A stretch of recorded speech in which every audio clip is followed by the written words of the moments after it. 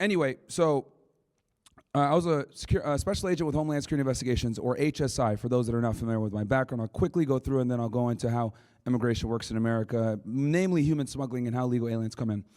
So I came on as an agent in 2013. I went to the academy later on in 2014, early 2014. I graduated from FLETC, which is down in Brunswick, Georgia, where Glencoe Federal Law Enforcement Training Center is what it stands for. And then I started my career in Laredo, Texas, Laredo, Texas, right there on the southwest border. For those that are unfamiliar, it's about 2 hours south of San Antonio, Texas, on Interstate Highway 35, which Interstate Highway 35 goes from Laredo, Texas, all the way up until, I think, Minneapolis, if I'm not mistaken, somewhere in the Midwest. And I started my career there, and I remember getting there and driving in my 2002 Honda, which I still have to this day, so it has a lot of sentimental value. And, I was like, what the hell is this? It's like, you're not even in the United States. It's like you're in Mexico, right? We're talking about dirt roads, sand everywhere, brush everywhere, no buildings. Everything is like really flat. You don't even think you're in the United States. And it was kind of like a culture shock. No one speaks English. Everyone is Mexican.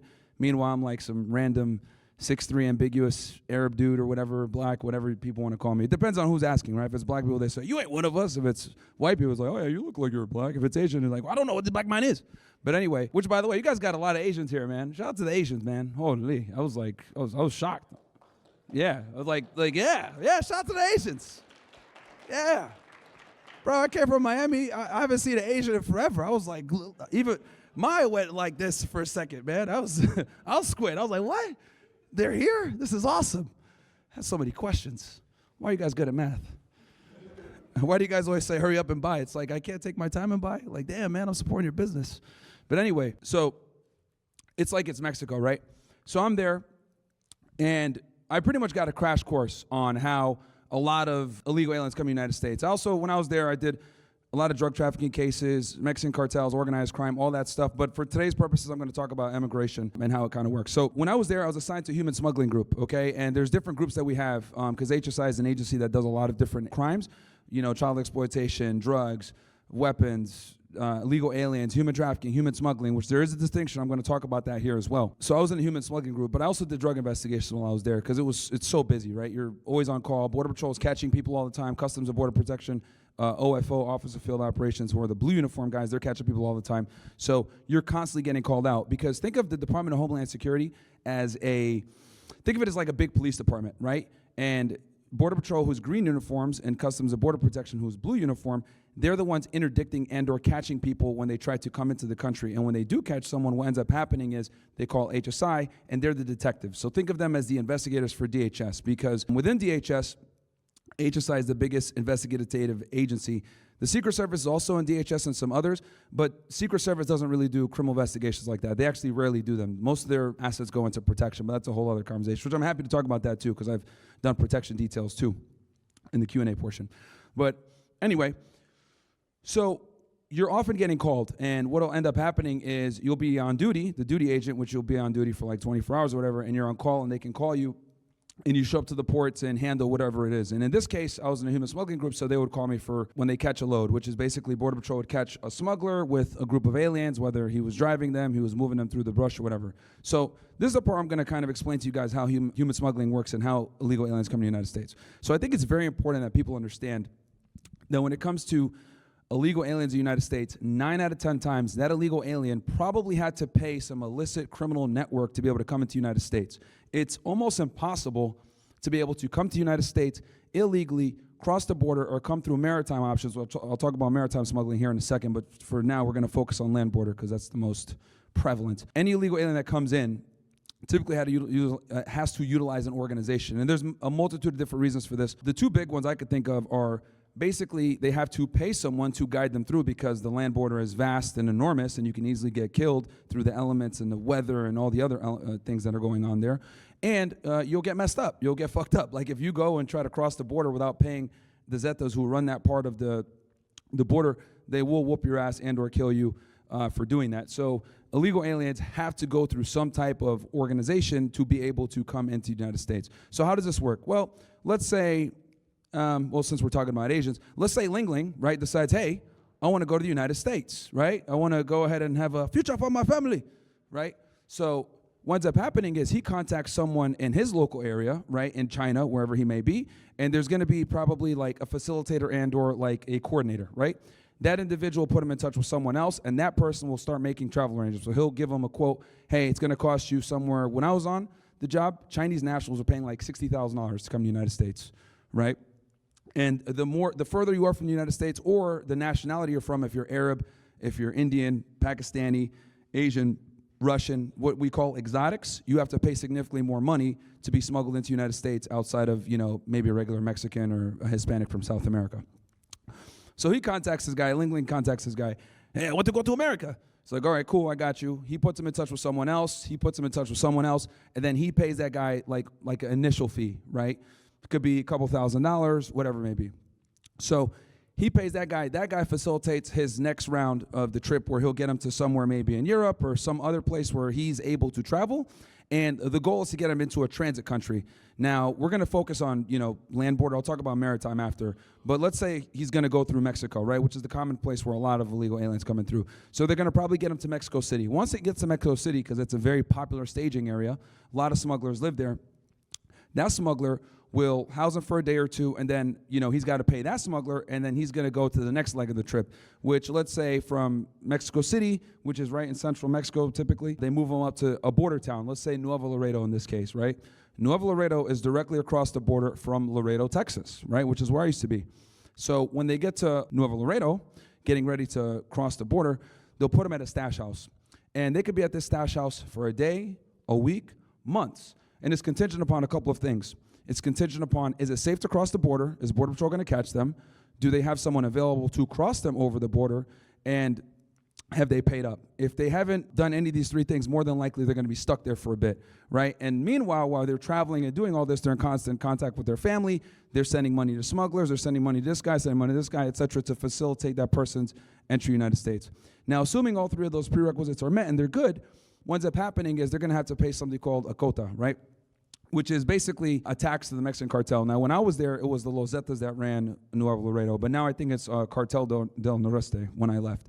I was there from 2014 to 2018. And there was a war going on, like with the Mexican Marines and the Zetas, because the Zetas are like a paramilitary group. So they're very strict. So you pay $1,000 to cross the Rio Grande River, right? And that's a fee that goes directly to our cartel. And I think it's also very important to distinguish that a lot of the times these human or smuggling organizations aren't necessarily cartel members. They might have relatives, they might know some people, but they almost operate a lot of the times as like their own separate entity, and they have to pay the cartels to operate. Now, obviously it depends, right? Some cartel guys are smugglers or whatever, but people always think that like, oh yeah, the cartel smuggle aliens. A lot of the times they don't from a day-to-day standpoint because it's a very labor-intensive criminal organization. I mean, you're moving people around, you're housing them, you're feeding them, you got to give them water, you got to be able to keep them in a stash house, you keep them with their family. So it's an enormous amount of bookkeeping and logistics that go into it. This is why a lot of criminals don't like smuggling illegal aliens, because with drugs, you don't got to feed them or house them or anything. You just move them. But with people, it's very difficult. So a lot of the cartels don't like to do that because it's a lot of work, right? So what they do instead is they let these human smuggling organizations specialize in it,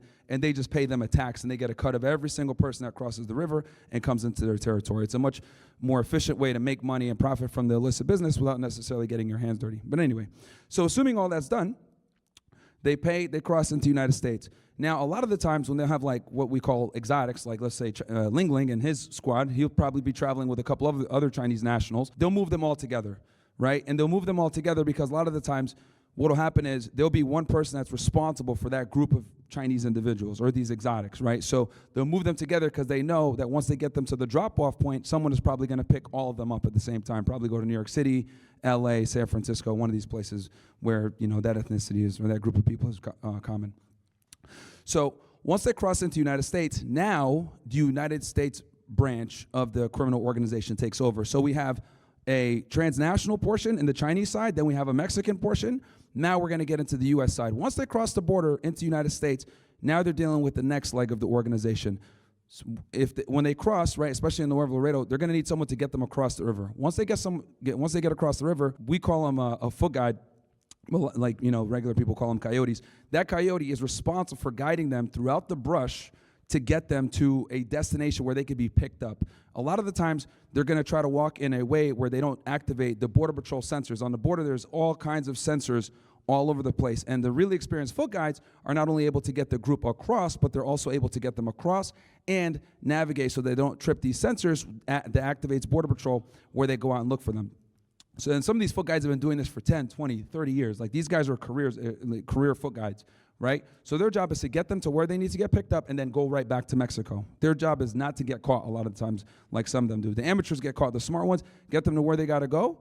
They're traveling with a compass. They know they have resources with them. They have a phone, multiple phones, and then again where they got to go. Once they get them to a highway, typically some type of rural highway or whatever, another smuggler is going to come in a van or a vehicle, pick them up quickly, and get them to a stash house. Now, on the southwest border, guys, it's not like up here where we have like regular police patrolling. You're going to see Border Patrol units everywhere on the southwest border. And that's because they have their authority on the border and its functional equivalent, right? Or it's called the functional equivalent of the border, right? That's why there's Border Patrol checkpoints. If anyone here been to South Texas or Arizona or any of these places on the southwest border? Any of you guys went through a Border Patrol checkpoint where they ask you, what is your citizenship? One guy, oh man, you're an Indian, bro. You're in trouble. I am Indian. Secondary. Did you put deodorant on today? I'm just kidding. So I had to, man. Come on, man. We don't got that many Indian guys in Miami. Come on, bro. I had to do it. So I won't say thank you, come again. I'll say, thank you, come again. I'm just sorry. I couldn't resist. So anyway, so where was I? So yeah, so once they get picked up, right? That person picks them up, and they got to get them to a stash house immediately, okay? Because Border Patrol is crawling all over the place, so they got to make sure that they don't get stopped by Border Patrol, because Border Patrol can like stop the vehicle, do an immigration inspection on everybody in the vehicle. Hey, of what country are you a citizenship? Are you a citizen of? That's the question they ask, and that's why when you guys go through the southwest, when you're on the southwest border and you go through these Border Patrol checkpoints, they can ask you that question. Now, there was a time, funny story about this, where people were recording themselves going through checkpoints and not answering the question. Right, this is an illegal checkpoint. I'm not going to answer this question.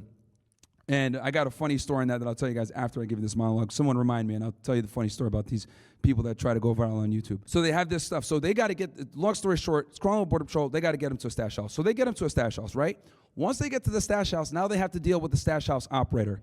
That stash house operator, a lot of the times, has 10, 20, 30 different aliens at that house from other people that dropped them off. And while those aliens are sitting there, they're responsible for feeding them, giving them water, giving them food, etc. As a matter of fact, one of the ways that I would get my search warrants sometimes is I would check the trash of anyone that I thought was a suspected stash house operator, because I'm going to see a lot of cheap food. I'm going to see a lot of, disposable plates and plastic knives, all this other stuff. And this is actually all good probable cause to establish that they are using that house and that residence as a stash house, because you're going to see, like on paper, when you do the check, 2 or 3 people are supposed to live at that address, but you see food for like, these dudes are throwing a party every day. It's like, bro, I know you guys aren't throwing a fiesta here. What's going on? So that's actually a great way to get probable cause and a great way to identify a stash house. And they're all over the place in Laredo, Texas, on the southwest border in general. Whether you're in Laredo, McAllen, the RGV, doesn't matter. There's stash houses everywhere. Now, their goal is to get the aliens off the road immediately, get them into a house. Once they get them in the house, they want to move them. Now, the stash house operator is going to be pressuring the aliens when they get there. Hey, did you pay the next leg? Because if they didn't pay to that stash house operator in his portion of the organization, they're not going to be allowed to be picked up from that house and move forward, right? And this is going to be the most critical component of the leg of the trip, because once they get picked up from that stash house, more than likely they're going to take them north past the Border Patrol checkpoint, whether they get smuggled on a truck, a regular car, in the trunk, whatever it is. And this is where they run into a lot of danger as well, because they can get, put into a place or into a car, and, sometimes it's really hot, especially in South Texas. They end up suffocated and end up dying, whatever it may be. I remember I had one big case out of San Antonio where like 100 aliens were in the back of a truck in Walmart. You guys might have seen this a couple years back, and a bunch of them died and suffocated, right? Because from the heat exhaustion, because the truck driver left them there at a parking lot in July and just didn't come back, and a bunch of them died and they couldn't get out. So this happens all the time on the southwest border, where illegal aliens are dying due to the travel circumstances, right? And it doesn't get reported often, but it's really sad. And they always get an enhancement if we arrest them and someone dies or gets hurt, or there's what we call an endangerment, which is a sentencing enhancement. So So now that they're at the stash house and they got to get to the next leg, this is very important, because more than likely they're going to go to San Antonio, right? And the reason why San Antonio is so important is because, number one, it's past the checkpoint. There's a big checkpoint called Checkpoint 29 on Interstate Highway 35, where if the smuggler are able to get the aliens past that, they're pretty much home free, right? Because, like I said before, the Border Patrol is heavily concentrated 30 miles inward into the border and beyond.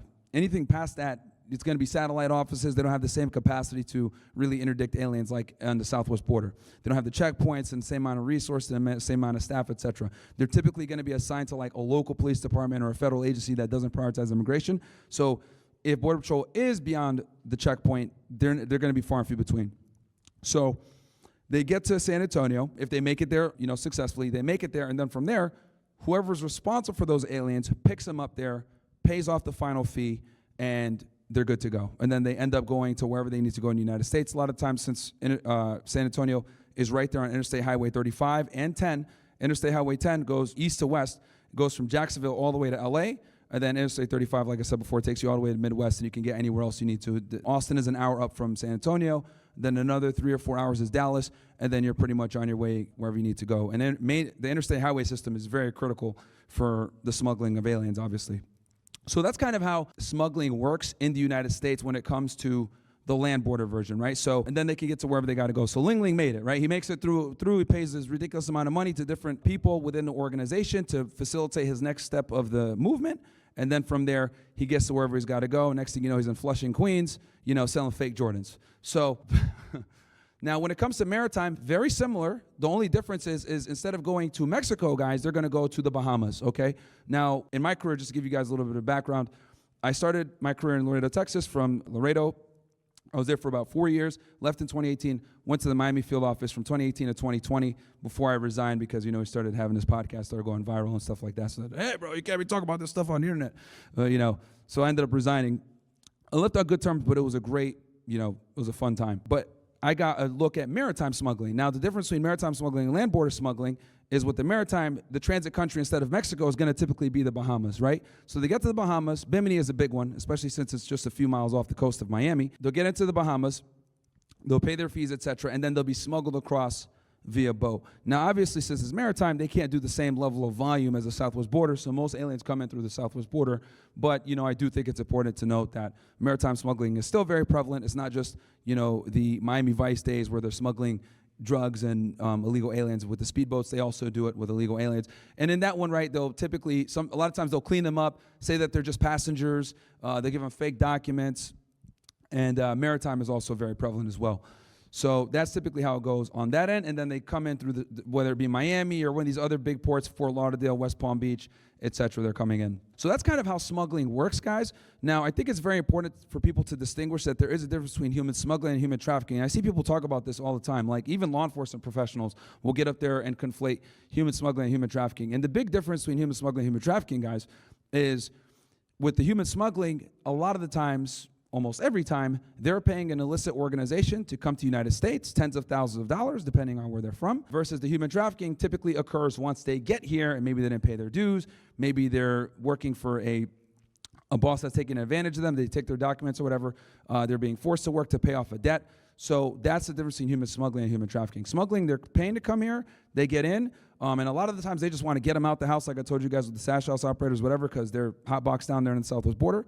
And then once they make it to their final destination, that's where they're more likely going to be a victim for the human trafficking. Now, does it occur during the actual trip? Of course. It happens where people are being held in stash houses or whatever. They can't pay their fee. They get stuck there. They're extorted in the family. That happens, of course, as well. But it's not as common as TV and people make it out. The human trafficking a lot of times ends up happening once they get to their destination or where they're supposed to go, because the smugglers want to get paid, and they know for them to get paid, they need to get that person out of their midst and get them to the next leg of their trip.